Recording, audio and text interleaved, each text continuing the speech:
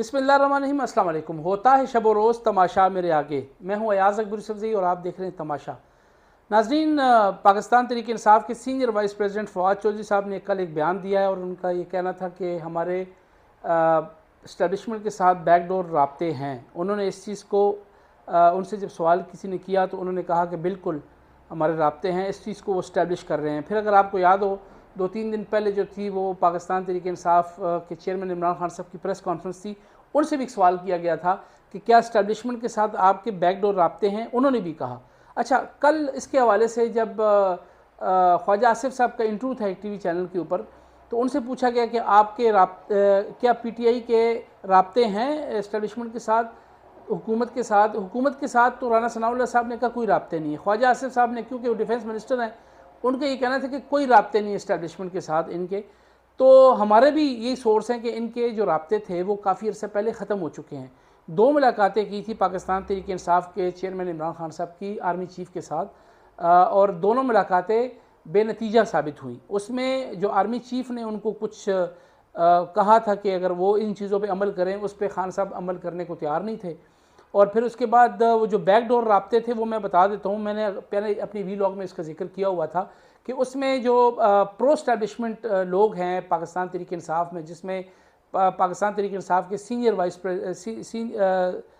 Vice chairman Shah Mahmood Qureshi साहब और परवेज़ खटक साहब और फैसल वाडा साहब, ये वो लोग हैं जो स्टैब्लिशमेंट के करीब हैं। इन्होंने फिर कुछ लोगों से रब्ता किया और फिर बात बढ़ी, लेकिन कुछ उसका भी नतीजा नहीं निकला। तो हमारी इन्फॉर्मेशन के मुताबिक काफ़ी अरसा पहले ही ये बैकडोर राब्ते जो हैं ये ख़त्म हो चुके थे। उसके बाद अगर आपको याद हो तो खान साहब जो हैं, इमरान खान साहब, वो लाहौर गए थे। लाहौर फिर उन्होंने वहाँ पर कुछ वहाँ की जो लोकल क़यादत थी और सेंट्रल पंजाब और साउथ पंजाब के लीडरशिप के साथ मुलाकातें की थी। उसके बाद रहीम खान में एक जलसा भी हुआ था, अगर आपको याद हो, हमने उस पर बात भी की थी। तो एक्सपेक्ट ये किया जा रहा था कि उसमें एक वो शायद लॉन्ग मार्च का ऐलान करेंगे, क्योंकि वो दरवाजे बंद हो गए थे, लेकिन वो ऐलान नहीं कर सके क्योंकि उनको ये अंदाज़ा हो गया था कि पंजाब उनकी सपोर्ट में नहीं है उस तरीके से, जिस तरीके से वो चाह रहे थे। एक तो ये बात थी। अच्छा, इसमें ख़बर क्या है? आप कहेंगे ये तो सब बता रहे। ख़बर इसमें ये है कि हमारे पास इतलात ये हैं कि पाकिस्तान तहरीक इंसाफ के चेयरमैन की क़यादत में एक इजलास हुआ है, जिसमें जो एंटी इस्टेब्लिशमेंट माइंडसेट के लोग हैं पीटीआई के, उन्होंने खान साहब को एक मशवरा दिया है। वो मशवरा ये है कि क्यों ना इस्टेब्लिशमेंट के अंदर फूट डाली जाए, इदारे के अंदर फूट डाली जाए। वो कैसे? फूट इस तरह है कि उन्होंने कहा कि क्यों ना इस इदारे के अपने लोगों के दरमियान एक शक डाला जाए एक दूसरे की तरफ कि हम ये एक नैरेटिव इस्टेब्लिश कर दें कि हमारा जो इस्टेब्लिशमेंट के साथ राब्ते भी हैं, ऊपर राब्ते ख़त्म हो गए हैं, पीछे राब्ते हो रहे हैं, तो वो आपस में मसला बन जाए कि ये हो क्या रहा है। तो आपस में एक दूसरे को जो है वो शक करना शुरू कर दें कि ये कौन से लोग हैं जो इनके साथ राब्ते कर रहे हैं। हमारे पास माजी में ऐसी कोई चीज़ें थी। परवेज़ इलाही साहब किसके कहने पे बनी गाला गए, वो शायद मैं भी इस वीलॉग में बात ना कर सकूं, वो भी एक स्टोरी है। वो भी यहाँ इस्लामाबाद के एक इदारे के दफ्तर में एक साहब ने उनको फ़ोन किया कि आप वहाँ पहुँचें, उनको किसी और ने कहा। फिर वो जब ऊपर पता चला कि वो किसी को कह रहे हैं पहुँचे, तो जब ऊपर गए तो उन साहब को यहाँ से हटा दिया। ये बड़ी गेम है, इसमें खुल के मैं बात नहीं कर सकता, बड़े इसमें मसले मसाइल होते हैं। तो इस तरह की चीज़ें पहले माजी में भी होती रही हैं, जिसके ऊपर फिर जब टॉप के लोगों को पता चला उस इदारे में, तो उन्होंने फौरी तौर पर उस बंदे को आइडेंटिफाई किया और उसको यहाँ से रफू चक्कर कर दिया। तो फिर एक मरतबा फिर इन्होंने, जो एंटी स्टैब्लिशमेंट माइंडसेट के लोग हैं पीटीआई के, उन्होंने इस चीज़ का फ़ायदा उठाते हुए अब स्टैब्लिशमेंट के साथ खेलने का प्रोग्राम बनाया है कि क्यों ना इनके साथ खेला जाए।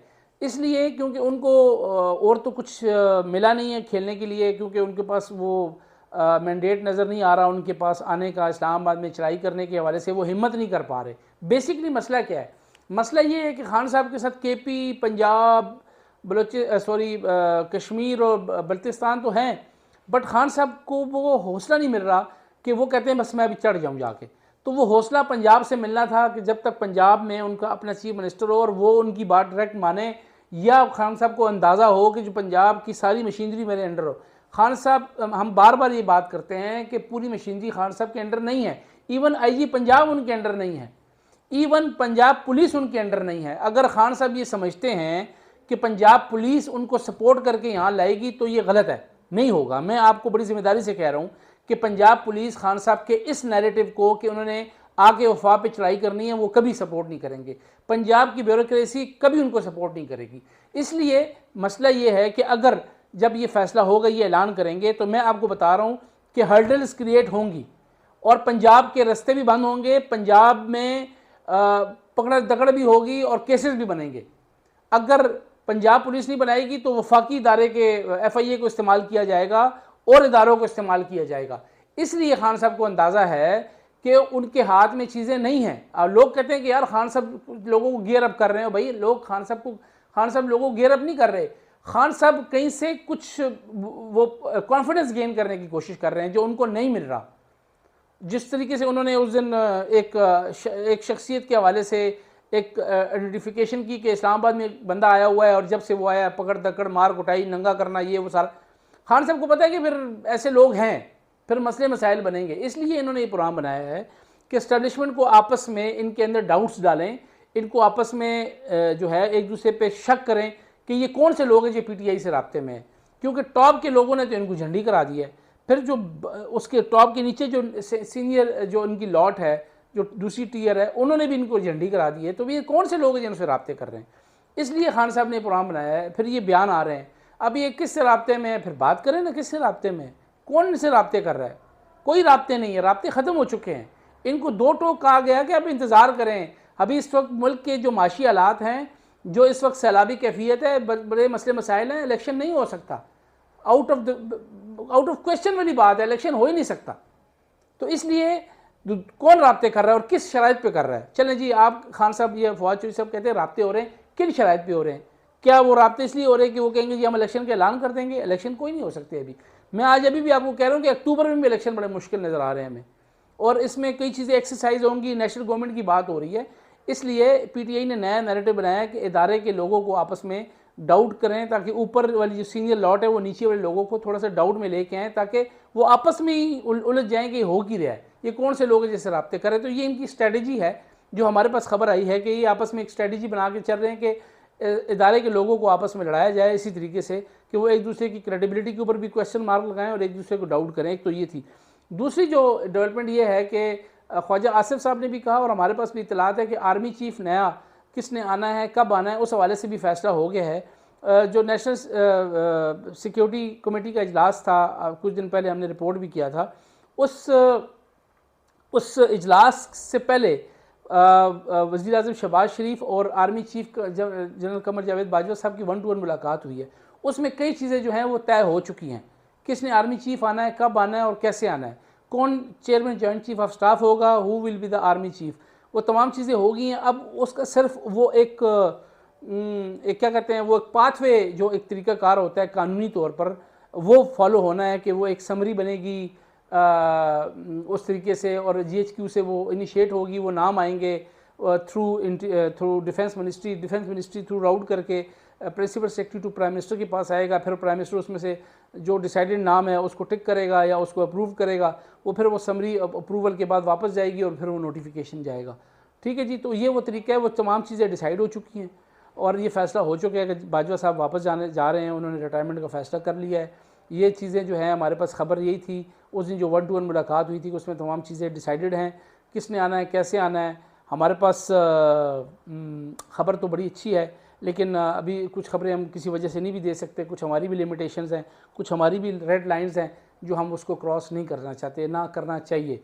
तो इसलिए हम मोस्ट फेवरेट और फेवरेट की बात आपको बताई थी हमने कि किसने कहाँ पे प्लेसमेंट हो सकती है, वो हम आपको पहले बता भी चुके हैं।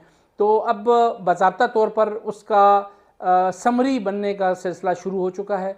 4 से 5 दिन में, 6 दिन में जो है ये प्रोसेस कंप्लीट हो सकता है, और हो सकता है कि अक्टूबर के ख़त्म होने से पहले ये प्रोसेस कंप्लीट हो जाए। खान साहब को ऐलान करने की ज़रूरत ही ना पड़े, पहले ही मक्खू ठपा जाए कि जी नहीं, वो कट ही बंद हो जाए कि जी मेरा चीफ थे, तुम्हारा चीफ था, किस द चीफ, इससे पहले डिसाइड हो जाएगा। अक्टूबर ख़त्म होने से पहले ही आर्मी चीफ का नाम सामने आ जाएगा और पब्लिक कर दिया जाएगा। उसके बाद आपको पता है 28 नवंबर तक उनके पास टाइम है। वो फिर वो आर्मी चीफ जो है वो जाते हैं अपनी यूनिट्स में, फिर तमाम कोर हेडक्वार्टर्स का दौरा करते हैं, फिर वो खाने वाने होते हैं, डिनर्स होते हैं, गेट टुगेदर्स होती हैं। वो फिर सारा वो एक प्रोसीजर है, मतलब एक बना हुआ है एक सारा, तो उनको सब ने फिर मतलब अलविदा करना होता है, तो वो एक प्रोसीजर फिर स्टार्ट हो जाएगा। आखिरी महीने इसी काम के लिए होता है। तो उम्मीद है कि अक्टूबर के ख़त्म होने से पहले ही अगले जो 8-10 दिन है इसमें इनाम का ऐलान हो जाएगा। एक तो ये खबर है, तो उसके लिए प्रोसेस शुरू हो चुका है, डिसाइडेड है। आर्मी चीफ और प्राइम मिनिस्टर के दरमियान तमाम मामला तय हो चुके हैं। आर्मी चीफ का तयन भी हो गया है, chairman joint chief of staff का तयन भी हो चुका है। ये हमारे पास खबर है और अभी आपको बड़ी जल्दी इसका पता लग जाएगा। एक और आखिरी जब क्विकली आपको मैं बता देता हूँ कि कल नेशनल प्रेस क्लब के कुछ अहदेदारों को चेयरमैन तहरीक इंसाफ इमरान खान साहब ने बुलाया था, उनसे मुलाकात की, उनसे कुछ सवाल हुए। एक तो बड़ी शर्मिंदगी की बात है कि वहाँ पे खातून साफ़ी ने सवाल किया कि जी वो ख़वातीन को हरासा किया जाता है, तो आपके जलसों में आप लोगों को समझाएं। उन्होंने कहा जी वो गरीदा फारूकी अगर मर्दों में घुसेगी तो फिर ऐसे ही होगा, तो ये तो कोई जवाब ना हुआ। क्या मतलब ख़वातीन सहाफ़त छोड़ दें, क्या ख़वातीन कवरेज छोड़ दें, या आपने फिर ये मतलब अब तो सऊदीया में भी ख़वातीन जो हैं वो आ गई हैं, अपना काम कर रही हैं सारा कुछ, तो फिर आप क्या मैसेज दे रहे हैं दुनिया को। अब तो तालिबान ने भी जो है ना वो ख़वातीन को दफ्तरों में बुलाना शुरू कर दिया, तो फिर आप कहें जी कि खातून जो है वो जाके जलसे में कवर नहीं कर सकती। नंबर एक बात। दूसरी बात ये है कि उन्होंने जो लिफाफा साफ़ी के हवाले से सलीम साफ़ी साहब का नाम लिया है, बड़ी ही मैं कहता हूँ कि बड़ी ही उनके शख्सियत के मुताबिक ये बात नहीं थी। आप किसी के ऊपर जो है वो स्वीपिंग स्टेटमेंट देते कि लिफाफा है तो लिफाफा नहीं है। फिर तीसरा जो सवाल किया उनसे कि आप अपने मनपसंद मीडिया को बुलाते हैं, कहते हैं मुझे नहीं पता, अंदाज़ा लगाएं। मैंने कल ही अपनी वीलॉग में कहा, याद है आपको, देख लें। मैंने कहा जी मुझे नहीं बुलाते, मैं पाकिस्तान के सबसे नंबर 1 चैनल को रिप्रेजेंट करता हूँ। 10 साल से पाकिस्तान तहरीक इंसाफ की खान साहब की हर स्ट्रगल को कवर करता हूँ। मैंने खान साहब के साथ नेशनल इंटरनेशनल गाँव गलियों में कूचों में खान साहब के साथ कवरेज की है। उस वक्त भी किए जब खान साहब को जानता भी कोई नहीं था। जियो के लिए, इससे पहले मैं डॉन में भी रहा हूँ, खैबर टीवी में रहा हूँ, उस वक्त भी खान साहब को कवर करता रहूँ। सब चीज़ें यूट्यूब पे पड़ी हुई हैं, आप मेरा नाम लिखें टैब। तो हम मुझे नहीं बुलाते, इसलिए नहीं बुलाते कि मसला यही है कि जी इसलिए कि जी वो जियो से हो जी, या हो सकता है जी। और मैंने कल भी कहा कि हमने कभी खान साहब को एम्बेरस नहीं किया। लोग एम्बेरस करते हैं, वो फिर भी बैठे होते हैं।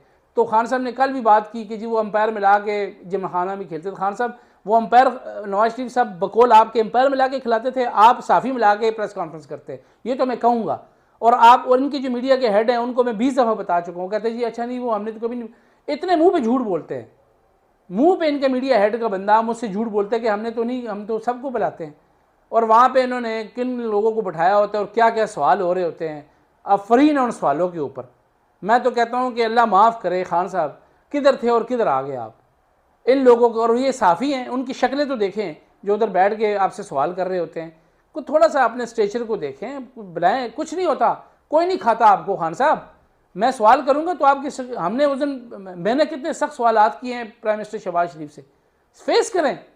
As a prime minister face कर रहा है यार, वो अच्छा है बुरा है जो भी है आपकी नज़र में होगा, वो हमें फेस करता है, हर वीक फेस करता है। हम इससे सख्त सवालात करते हैं, वो 2.5 घंटे हमें फेस करता है, बीट रिपोर्टर्स को फेस करता है। आप तो नहीं करते थे, मुझे याद है आपके 3.5 साल दौर में 2 दफ़ा आपने बीट रिपोर्टर को नहीं बुलाया, अपने मनपसंद एंकरों को बैठा के तकरीर करते थे आप, साथ खब्बे सज्जे वो जो 2 4 5 आपने लौंडे लपाड़े रखे हुए हैं, वो उनको आप बिठा के मैच फिक्स करके प्रेस कॉन्फ्रेंसें करते रहे। ऐसे नहीं होता खान साहब, मेहरबानी करें थोड़ा सा। आप लीडर हैं तो लीडर बने, लीडर के मैं शेर हूँ, मैं स्पोर्ट्समैन हूँ, ऐसी कोई बात नहीं। अपना ख्याल रखिएगा। अल्लाह हाफ़िज़।